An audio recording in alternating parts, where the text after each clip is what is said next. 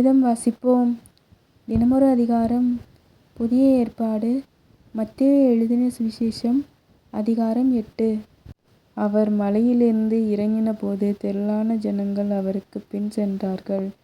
அப்பொழுது குஷ்டரோகி ஒருவன் வந்து அவரை பணிந்து, ஆண்டவரே, உமக்கு சித்தமானால் என்னை சுத்தமாக்க உம்மால் ஆகும் என்றான்.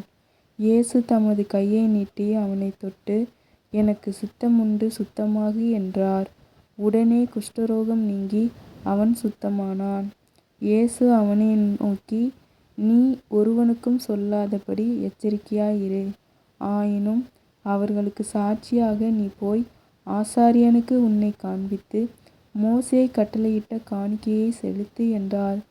இயேசு கப்பர்நகூமில் பிரவேசித்த போது 100க்கு அதிபதி ஒருவன் அவரிடத்தில் வந்து, ஆண்டவரே, என் வேலைக்காரன் வீட்டிலே திமிர்வாதமாய் கிடந்து கொடிய வேதனைப்படுகிறான் என்று அவரை வேண்டிக் கொண்டான்.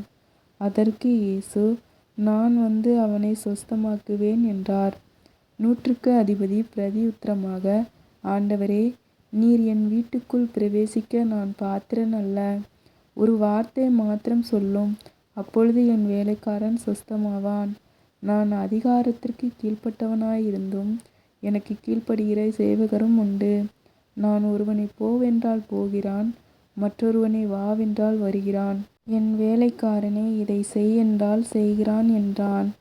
இயேசு இதைக் கேட்டு ஆச்சரியப்பட்டு தமக்கு பின் செல்லுகிறவர்களை நோக்கி, இஸ்ரவேலருக்குள்ளும் நான் இப்படிப்பட்ட விசுவாசத்தை காணவில்லை என்று மெய்யாகவே உங்களுக்குச் சொல்லுகிறேன். அநேகர் கிழக்கிலும் மேற்கிலும் இருந்து வந்து பரலோக ராஜ்யத்தில் ஆபிரகாம், ஈசாக்கு, யாக்கோபு என்பவர்களோடே பந்தியிருப்பார்கள். ராஜ்யத்தின் புத்திரரோ புறம்பான இருளிலே தள்ளப்படுவார்கள். அங்கே அழுகையும் பற்கடிப்பும் உண்டாயிருக்கும் என்று உங்களுக்கு சொல்லுகிறேன். பின்பு இயேசு 100க்கு அதிபதியை நோக்கி, நீ போகலாம், நீ விசுவாசித்தபடியே உனக்கு ஆகக் கடவது என்றார். அந்த நாழிகையிலே அவன் வேலைக்காரன் சொஸ்தமானான். இயேசு பேதுருவின் வீட்டிலே வந்து அவன் மாமி ஜுரமாய் கிடக்கிறதைக் கண்டார். அவர் அவள் கையைத் தொட்ட உடனே ஜுரம் அவளை விட்டு நீங்கிற்று. அவள் எழுந்திருந்து அவர்களுக்கு பணிவிடை செய்தாள். அஸ்தமனமானபோது பிசாசு பிடித்திருந்த அநேகரை அவரிடத்தில் கொண்டு வந்தார்கள். அவர் அந்த ஆவிகளை தமது வார்த்தையினாலே துரத்தி பிணியாளிகள் எல்லாரையும் சொஸ்தமாக்கினார். அவர்தாமே நம்முடைய பலவீனங்களை ஏற்றுக்கொண்டு நம்முடைய நோய்களை சுமந்தார் என்று ஏசாயா தீர்க்கதரிசியினால் உரைக்கப்பட்டது நிறைவேறும்படி இப்படி நடந்தது. பின்பு திரளான ஜனங்கள் தம்மை சூழ்ந்திருக்கிறதை இயேசு கண்டு அக்கரைக்கு போக கட்டளையிட்டார். அப்பொழுது வேதபாரகன் ஒருவன் வந்து, போதகரே, நீர் எங்கே போனாலும் உம்மை பின்பற்றி வருவேன் என்றான். அதற்கு இயேசு, நரிகளுக்கு குழிகளும் ஆகாயத்துப் பறவைகளுக்கு கூடுகளும் உண்டு, மனுஷகுமாரனுக்கோ தலை சாய்க்க இடமில்லை என்றார். அவருடைய சீசர்களில் வேறொருவன் அவரை நோக்கி, ஆண்டவரே, முன்பு நான் போய் என் தகப்பனை அடக்கம் பண்ண எனக்கு உத்தரவு கொடுக்க வேண்டும் என்றான். அதற்கு இயேசு, மரித்தோர் தங்கள் மரித்தோரை அடக்கம் பண்ணட்டும், நீ என்னை பின்பற்றி வா என்றார். அவர் படவில் ஏறினபோது அவருடைய சீசர்கள் அவருக்கு பின் சென்று ஏறினார்கள். அப்பொழுது படவு அலைகளினால் மூடப்படத்தக்கதாய் கடலில் பெருங்காற்று உண்டாயிற்று. அவரோ நித்திரையாய் இருந்தார். அப்பொழுது அவருடைய சீசர்கள் வந்து அவரை எழுப்பி, ஆண்டவரே, எங்களை இரட்சியும், மடிந்து போகிறோம் என்றார்கள்.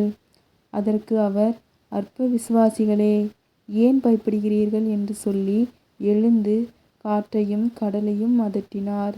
உடனே மிகுந்த அமைதல் உண்டாயிற்று. அந்த மனுஷர்கள் ஆச்சரியப்பட்டு, இவர் எப்படிப்பட்டவரோ, காற்றும் கடலும் இவருக்கு கீழ்ப்படுகிறதே என்றார்கள். அவர் அக்கரையிலே கெர்கெசேனர் நாட்டின் வந்தபோது பிசாசு பிடித்திருந்த 2 பேர் பிரேத கல்லறையிலிருந்து புறப்பட்டு அவருக்கு எதிராக வந்தார்கள். அவர்கள் மிகவும் கொடியராயிருந்தபடியால் அந்த வழியாக ஒருவனும் நடக்கக்கூடாதிருந்தது. அவர்கள் அவரை நோக்கி, இயேசுவே, தேவனுடைய குமாரனே, எங்களுக்கும் உமக்கும் என்ன? காலம் வரும் முன்னே எங்களை வேதனைப்படுத்த இங்கே வந்தீரோ என்று கூப்பிட்டார்கள். அவர்களுக்கு கொஞ்ச தூரத்தில் அநேகம் பன்றிகள் கூட்டமாக மேய்ந்து கொண்டிருந்தன. அப்பொழுது பிசாசுகள், நீர் எங்களை துரத்துவீரானால் நாங்கள் அந்த பன்றி கூட்டத்தில் போகும்படி உத்தரவு கொடும் என்று அவரை வேண்டிக் கொண்டன. அதற்கு அவர், போங்கள் என்றார். அவைகள் புறப்பட்டு பன்றி கூட்டத்தில் போயின. அப்பொழுது பன்றி கூட்டமெல்லாம் உயர்ந்த மேட்டிலிருந்து கடலிலே பாய்ந்து ஜலத்தில் மாண்டு போயின. அவைகளை மேய்த்தவர்கள் ஓடி பட்டணத்தில் சென்று இந்த சங்கதிகள் எல்லாவற்றையும் பிசாசு பிடித்திருந்தவர்களுக்கு சம்பவித்தவைகளையும் அறிவித்தார்கள். அப்பொழுது பட்டணத்தார் யாவரும் இயேசுக்கு எதிர்கொண்டு வந்து அவரைக் கண்டு தங்கள் எல்லைகளை விட்டு போகும்படி அவரை வேண்டிக் கொண்டார்கள். ஆமேன். கர்த்தருடைய ஆசீர்வாதம் உங்கள் மேல் இருப்பதாக.